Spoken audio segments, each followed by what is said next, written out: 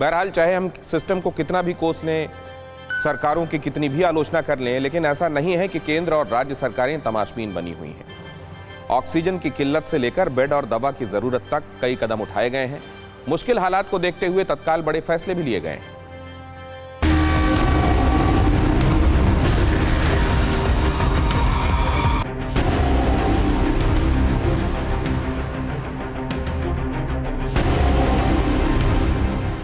संकट विकराल है, लोगों पर मुसीबतों का पहाड़ टूटा है।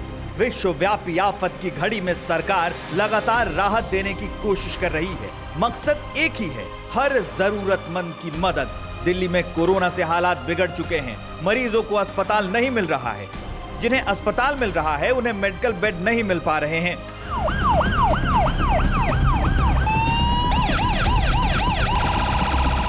जिन्हें मेडिकल बेड मिल रहे हैं उन्हें आईसीयू बेड नहीं मिल पा रहे हैं। जिन्हें आईसीयू बेड मिल पा रहे हैं उन्हें ऑक्सीजन नहीं मिल पा रही है। और जब ऑक्सीजन नहीं मिलती है तो सांसें शरीर का साथ छोड़ देती हैं, धड़कन बंद हो जाती है, जिंदगी खत्म हो जाती है।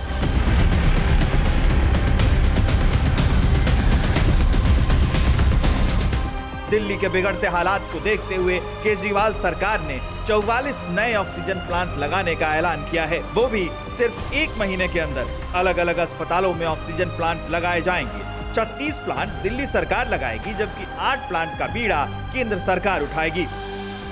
फ्रांस से हम लोग 21 ऑक्सीजन के प्लांट इंपोर्ट कर रहे हैं। रेडी टू यूज़ प्लांट्स हैं ये, और तुरंत इनका इस्तेमाल शुरू किया जा सकता है। इससे भी इनको 21 ऑक्सीजन के प्लांट्स को अलग अलग अस्पतालों में लगा देंगे, तो उन अस्पतालों में ऑक्सीजन की कमी दूर करने में हम लोगों को मदद मिलेगी। महामारी से आफतकाल के इस दौर में केंद्र सरकार भी एक्शन मोड में है। ऑक्सीजन एक्सप्रेस ट्रेन से अलग अलग राज्यों में ऑक्सीजन पहुंचाई जा रही है। दिल्ली में ऑक्सीजन की पहली खेप पहुंच चुकी है। छत्तीसगढ़ के रायगढ़ में सोमवार तक 4 टैंकर के साथ ऑक्सीजन एक्सप्रेस दिल्ली कैंट पहुंची, जिसमें करीब 70 मीट्रिक टन लिक्विड ऑक्सीजन है। सभी container Delhi police green corridor बनाकर अस्पतालों में पहुंचाएगी।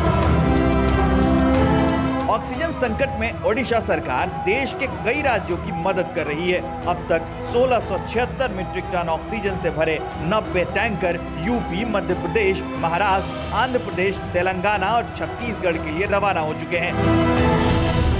यूपी में भी कोरोना से हाहाकार है। तमाम इंतजाम कम पड़ रहे हैं। ऑक्सीजन से लेकर दवाइयों की किल्लत है। इसी को देखते हुए योगी सरकार ने सरकारी और निजी अस्पतालों में भर्ती कोरोना के मरीजों को फ्री में रेमडेसिविर इंजेक्शन देने का ऐलान किया है। सरकारी अस्पतालों को ये इंजेक्शन सरकार मुहैया कराएगी, जबकि प्राइवेट अस्पतालों को कंपनियों और मार्केट से खरीदना होगा।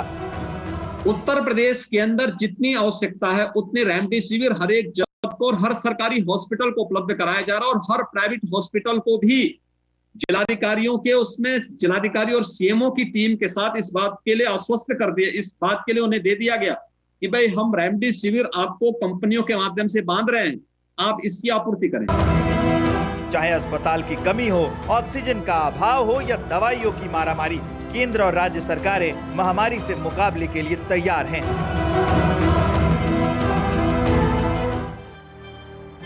और अंधेरा कितना भी घना हो, कहीं ना कहीं एक आशा की किरण होती है। कोरोना संकट पर महाराष्ट्र से एक अच्छी खबर है। लातूर में बुजुर्ग दंपति ने कोरोना से जंग जीती है। 105 साल के पति और 95 साल की पत्नी उनकी महामारी को मात देकर लौटी। 9 दिन आईसीयू में रहने के बाद उन्होंने कोरोना को मात दी है। फिक्र आपकी, सोमवार से शुक्रवार रात 9 बजे सिर्फ TV9 भारतवर्ष पर।